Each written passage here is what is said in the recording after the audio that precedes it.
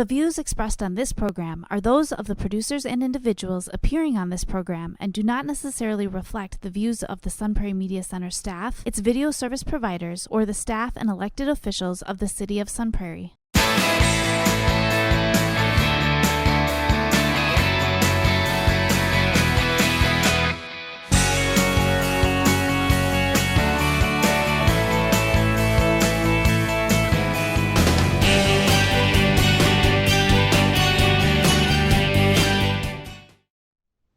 Hello and welcome to Real Reviews. My name is Jamison Rabbit, and the man seated on the other side of the screen from me, that way, has not one left of his those. house in a week.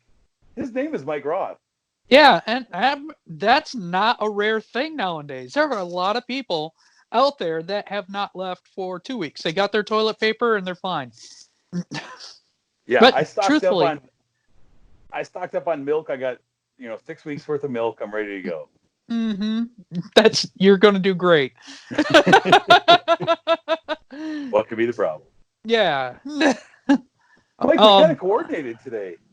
Yeah, well, I've been taking advantage of wearing green because I don't do that on the show. You'd see right through me. Right. So, but yeah, no, this is 2 weeks in a row, no tie for you. No, man. When I'm at home, when I'm in the home studio, it's all casual. There's no need for a tie in the house. Who am I impressing? I'm going to have to get more casual. I'll be without a shirt next time. Kidding. I don't know whether I'm looking forward to it or not, but I'll be here no, for it either way. No, it's a bad thing. All right, so of course we're practicing our safe and social distancing. That's why Mike and I are in separate abodes right now, but that is not going to stop us from bringing you a new show, and I'm going to get us started with this week's show with an indie showcase, a little something that we touch on every once in a while. And I have a film called Hatched, the story of two chicks. The reason this is an indie showcase, I'll just peel back the curtain a little bit. It's a movie that a friend of mine made. I'm really excited for him, and so I thought it would be great for other people to find out about this movie that he worked so hard on. So, from director Jason Spencer, this is it's a documentary about these two friends, Haley and Jesse, who were in Reno, and they were early on the food truck boom in Reno. They got a food truck called Gourmet. It was a grilled cheese food truck, and we followed them around and watched as they built this thing into an award-winning, very successful food truck. And then it kind of became oversaturated. That food truck market in that area specifically became really oversaturated, just as everyone was doing. Well, this is easy. We can do this. And so this led them into opening an actual brick and mortar diner style restaurant that they called Two Chicks. And this film kind of follows them as they go on a lot of bumps in the road, both professionally and personally, on their way towards some form of success. And it's kind of a look at that small business in town. Right now we're dealing with a lot of these style businesses right now that are kind of suffering, and you kind of take advantage. You almost take them for granted when things are going well. Like, oh yeah, just go down to the diner if I feel like it. But it's funny because this was made, well before all of the stuff we're going through right now, but it is kind of looking at like how hard of a road it is to get something like this on the ground, and how temperamental that can be, and how, even professionally and personally, these two girls were used to working together shoulder to shoulder in this food truck for so long, and now they're in this huge open restaurant with tons of employees, and how sometimes this success can almost cause more headaches than you would expect. Getting busy, you're not ready for it. And it's just it's a nice little story about the American dream for these two ladies, how far they came with that dream. And right now they're really successful. The restaurant has won multiple awards, and it's a really cool little story about a couple of ladies who just decided to follow their dream and start making food for people, and how that's worked out for them. So it's a fun film. Where can you find this? You can actually find it on YouTube. He put it up on YouTube for people to find. It's a short one, but it's called Hatched, the story of two chicks, and I will put a link to it on our social media as well. You're always thinking. That way you don't have to spell. Click. We like clicking links. Yeah, I tell you what, my spelling has gone down drastically since I could talk into my phone now to Oh text. yeah. So I need things like that too. I mean, which one do you even use nowadays? Good. Moving ahead, sir, with our streaming spotlight for this week. What do we have? I would assume this is our big one. So Blow the Man Down. This was technically made in 2019, but released on Amazon Prime, so it's free for all watching if people have Amazon Prime. It's a story that takes place in Easter Cove, out in Maine. It kind of reminds me a lot of Bates Motel, the series, where it's just a small town and it has a lot of seediness in a small town with a very small population. It seems kind of isolated from the rest of the world. The story starts off with a mother who dies, leaves two children behind, kind of having to uh, start an adult life early because they have no savings. They have no income to support, the house and getting food and all this other stuff that is necessary for an adult to survive. These two girls, one of them, she is just like, I need to escape, I need to get out. She gets frustrated, she goes to a bar, she meets a guy, a little seedy character. She ends up getting extremely frightened. She sees some things in his trunk that scares her immensely, and she runs away. The guy follows her, and then there is a very gruesome scene where a harpoon goes right through his neck, and then he is finished off with a brick because the harpoon in the neck, I guess, was too slow, way too Who slow.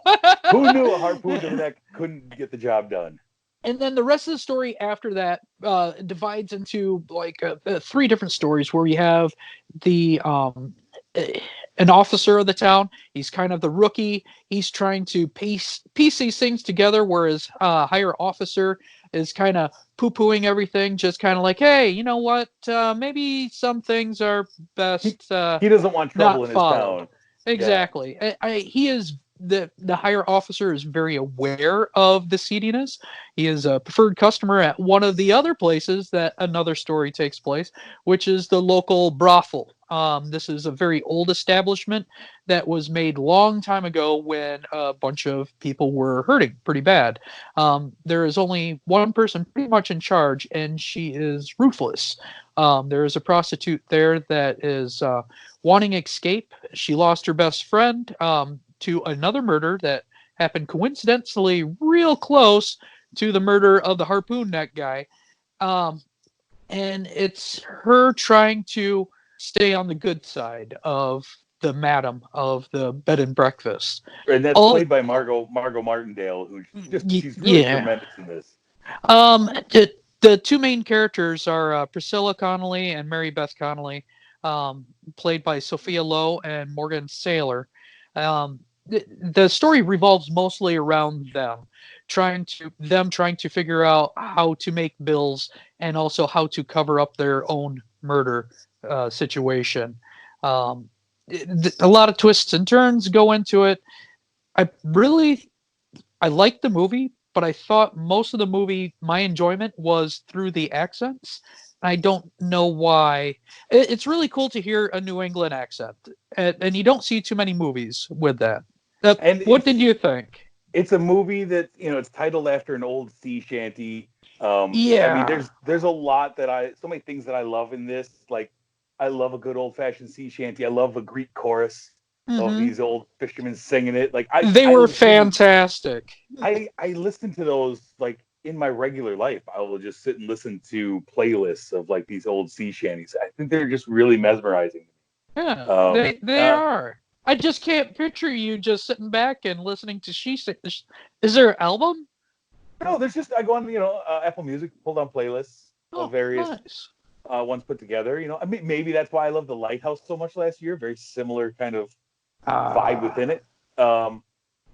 it. And there's a lot. There's like some really great performances. I like the older ladies, Margot Martindale, June Squibb, that are like Mm-hmm. the moral judges in this small town where everyone knows everyone's business. It's a I little wasn't ramshackle sure. fishing town.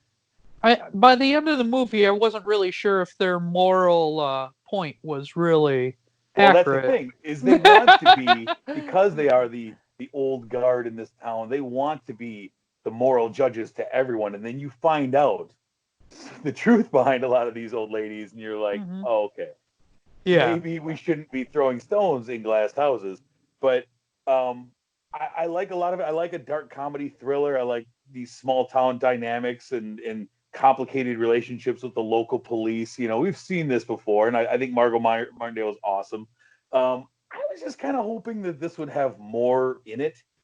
It felt like I don't know. It felt like there wasn't a whole lot of story. There's twists and there's Yeah. turns. But it to me it felt like a like a low level Coen Brothers movie. Like Yeah. it would have been I could one that see that. they worked on, and yeah, we'd like, oh yeah, that was they did make that one right, and it had seeds of what they wanted to do. That's what this kind of made me think of. I enjoyed it. Like it'll make me pay attention to these this directing team, Bridget Savage Cole and Danielle Crudy. Really, they're like I believe their first thing that's ever been anything. And so, I'll keep an eye out on what they're doing because I did like some of the Yeah. aesthetics and the storytelling. I was I just hoping kind for of a lot felt more. I kind of felt the same way. I think there needed to be a little bit more highs and lows to make it feel a little bit more meaty. Yeah, Not saying it needed some comedy, but the attitudes of a lot of the characters and even though the characters are completely different, you had the Boy Scouts and you had officer and stuff like that. Um, it just lacked a roller coaster that I needed in order to make this feel like more of a meaty type movie. I agree. Sorry to use Um, meaty twice. I'm hungry. what what did you give Blow the Man Down? I gave it. I was having. I finally. It's 3.5. It's been switching back and forth Sure. pretty much all day while I was thinking about it. I really liked it. I needed more. Yeah, I agree, and I gave it the same score. I gave it a 3.5 as well. Okay. It's good. It's a good watch. It's a nice, you're laying around, throw it on, Yeah. you'll enjoy it. Pass the Yeah. time. Now we're moving into a little something because we don't have, movies on the marquee right now, so we're trying to find different ideas to do. And I thought it'd be fun this week to talk about some guilty pleasures. Um, I've got a lot of guilty pleasure movies, man. Behind me, like half the shelf is full of movies that are just like I don't want you to zoom in and see the title because I'm embarrassed by how much I love some terrible movies. And so this week I brought to the table a movie that came out in 1985 from director Robert Klaus, a man who made Enter the Dragon and Game of Death with Bruce Lee, a couple of great Bruce Lee movies. Uh huh. This movie, he replaces Bruce Lee with Olympic gymnast Kurt Thomas for a movie called Gymkata. Uh, it's the tagline is the skill of gymnastics, the kill of karate. It is an American gymnast who travels to a foreign country of Parmistan to compete in a deadly game that has not been won by a foreign outsider in more than 900 years. It's a little Mortal Kombat esque. Hmm. Um, and the Americans, we need him to win because if he wins, then he gets the government there grants him a wish, and our government wants him to use that wish to allow us to set up our Star Wars defense system in Parmistan. This is the whole plot of the movie. Um, and he's very much like a Johnny Cage in a Mortal Kombat situation. Kurt Thomas, who stars in it, was an Olympic level gymnast. He was going to go to the 1980 Olympics, except we boycotted. And he was also a staple on infomercials for the Total Gym Home Fitness with those infomercials with Chuck Norris and Christy Brinkley. Nice. He was the third guy trying to sell you this home gym. And the film features tons of ridiculous fights. All of them bring his gymnastic skills into play. It's this tiny little, third world country town, but there's parallel bars in every alleyway so that he can hop up on the parallel bars and do some kicks off those. Thankfully, most notably in this little town square, there's an old stone pommel horse that he's able to get on and do a pommel horse routine. And thankfully, all the bad guys are willing to just stand just inside his kicking range while he's on this pommel horse. And, You also You'd think have that'd be part of the self-defense is don't get close to the pommel horse if you're back. not on it. Yeah, No, wait just until he stand gets within. tired. You got to get within like 3 feet of that pommel horse and get kicked in the face like everyone else has so far. You also have this series of feats that he has to do. He's trying to battle all these bad guys who are trying to thwart him, led by a guy named Zamir. And it's for me, it's an underrated classic. Like in this era, 1985, this era of like canon films and this influx of terrible martial art films that came out in the early mid 80s. It kind of sets itself apart as being something different because we've got the gymnastics element in our most dangerous man. And thankfully, this movie, I was able to track this down a few years ago because it was released on DVD after winning an internet poll that Warner Brothers did about what movie should we put out on DVD. And Gymkata won that poll. So I want to thank all the people that voted to allow this thing to be made onto DVD because this is one of those that I think would disappear to the sands of time otherwise. So when's the 4K release? And I'm pushing for it. We need it. I need to see more kicks. Of course, you also have like all these things. He's got to save a princess and all this stuff. Like it's all of the course. tropes that you know. Yeah. Only it's him, and it's great because he'll be running through town doing flips and stuff, and then he'll get on the parallel bars, and suddenly he's got his hands are all powdered, like chalked up and everything. Like, where did that come from? I love it. Gymkata, man, check it out. Came out in 1985. Good luck finding it. It's a great one. Well, should I go into my guilty pleasure? Tell me about a guilty pleasure that you have.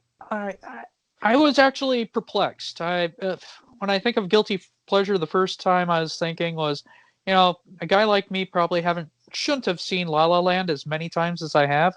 I absolutely love that movie. I cry at the end of it. And I'm like, oh, no, that's too recent. And it is also a great movie. And I was thinking, well, back when I was 15, I watched RoboCop on TV, where it's all edited. It was terrible, but it instantly became one of my favorite movies. And I'm like 14 years old. I'm running around at 14, like moving like RoboCop and repeating everything. I'm telling my mom, orders in RoboCop voice. Sure, why wouldn't it you? was pretty embarrassing how much I like RoboCop. Even to the point where I saw all the movies in the theater. Yeah. But I decided to stick on Eurotrip. It made in 2004, directed by Jeff Schaefer and Alec Berg. We have Scotty. He gets dumped by... Well, he finds out that his girlfriend, Felicia, or Fiona, has been cheating on him.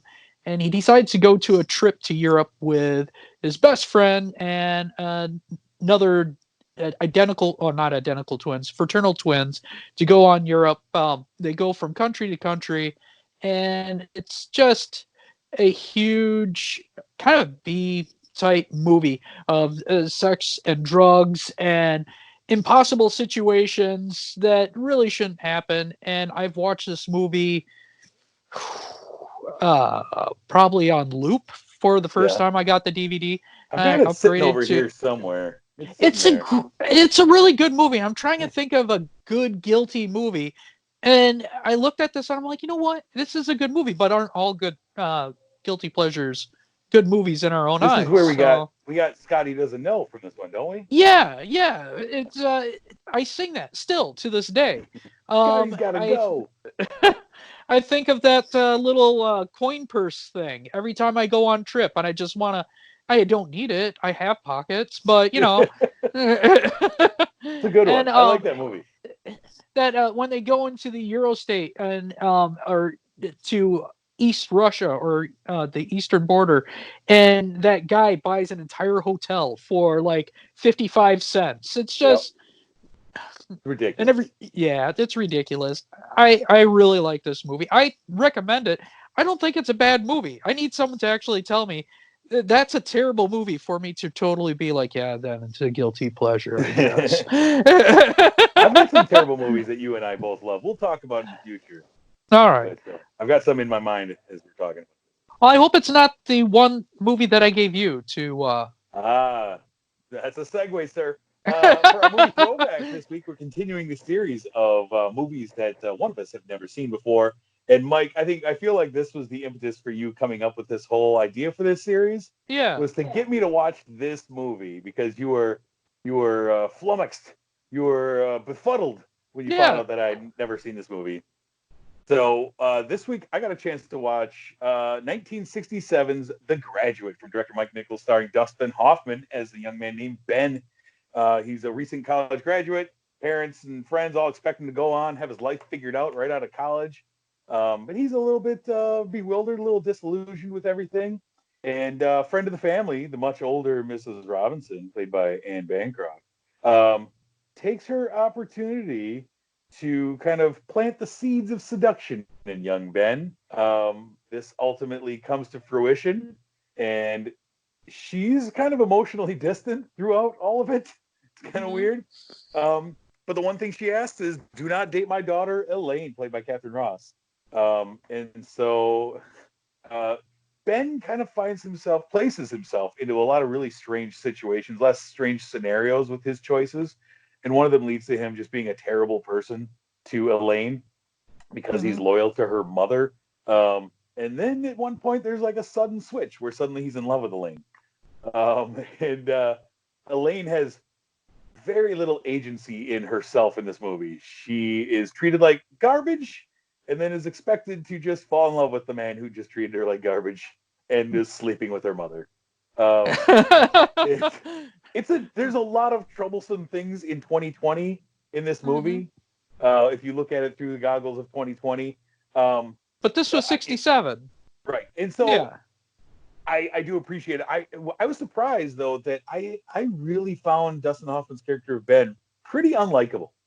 I think he was a pretty awful person to pretty much everybody in his life. And I was surprised because I do like Dustin Hoffman so much that I found him so unlikable. I really felt for Anne Bancroft's character of Mrs. Robinson's movie. She's a woman who seemed just lonely and lost and is watching her life fall apart around her. Like, I really felt sad for her in the situation she was in. The best part of this movie is the soundtrack. The soundtrack's tremendous. Yeah. It's Simon Garfunkel's soundtrack. And it's like one of Simon and Garfunkel's most popular tunes, and it was made for this movie. Right. And it's crazy that their soundtrack is. They have many hits, but Yeah. Cuckoo Cachoo is the one people think of. Actually got me going down a rabbit hole of watching live performances from Simon and Garfunkel from around this time, like 1968, them performing in parks and stuff. But yeah, I'm glad I can finally check this one off the list. This is like the one that always stands out when I look at those like top 100 movies ever. Like, it still doesn't seem to So now this year we've taken out Titanic and The Graduate. Yeah, you always make my jaw drop every once in a while when you're like, "Oh, I've never seen this movie." It's like, but what? But either way, I'm glad that I got you to watch The Graduate. And now the rough part would be finding more movies, because it's you've seen most of everything. It's usually a jaw drop when I find something. I'm like, "Oh wow, I've seen that like a lot."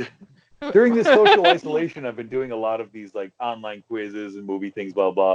And I went through one that was like 1,001 of the greatest movies ever, and you click on if you've seen them, and I was like, no, there's like 200 and some movies out there that I really need to see that are considered like part of the top 1,000.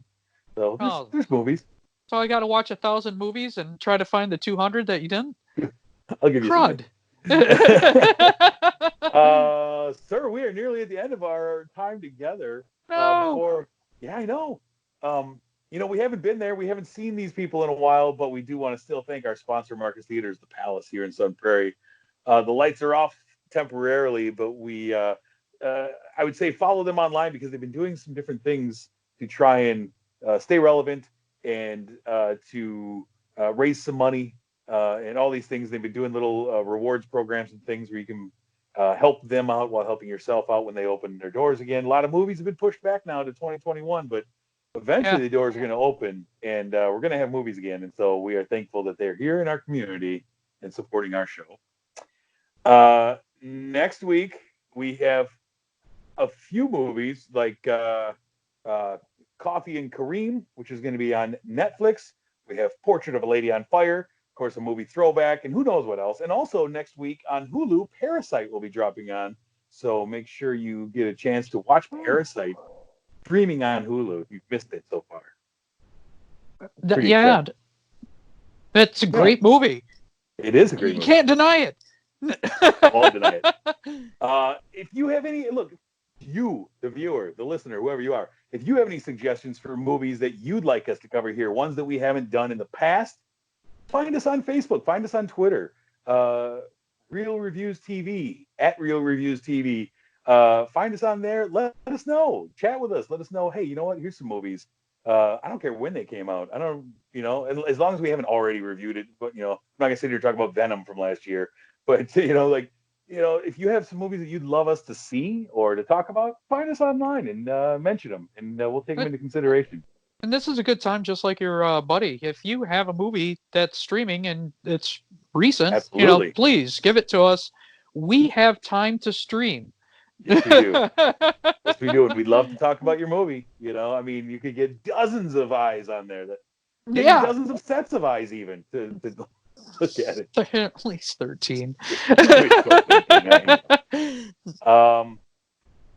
You know what, Mike? It's I miss sitting next to you, buddy. I miss hanging out, but this is nice. At least we get this. I got to remember which direction you are at. You're always. It's the same. Picture disappears. It's right over there. We want to thank, of course, our production manager, Mara Trusty, for putting all this together. We send her this, and then she does her magic to make us look even better than we do just sitting in our homes. So thank you, Mara. We miss you. Can't wait to see you together again, all of us as a family. But all right, I'm rambling. It's time for us to get out of here, sir. I look forward to talking to you next week. Yeah, I'm looking forward to looking up. Yep. There it is. We almost did it. All right. Until that time, though, I'm Jamison. I'm Mike Roth. Stay safe.